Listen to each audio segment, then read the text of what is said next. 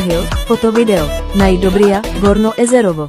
Bugün benim naslı kızım gelin oluyor, düğünü oluyor, oynuyor. Herkes onun güzelliğine bayılıyor, yanıyor.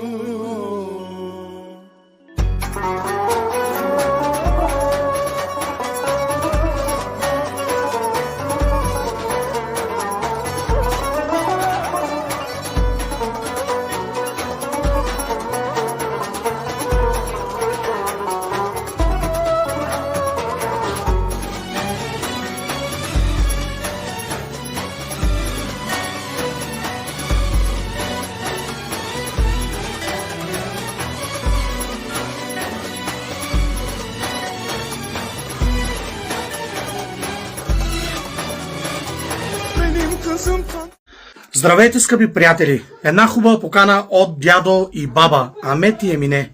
От родителите Мишо и Шалък най-учтиво ве канят на сватбеното тържество на тяхните деца Емине и Пеливан. Сватбеното тържество ще се състои На 30 август ние Мега Груп ще бъдем там и ще ви очакваме. Айде Бургас!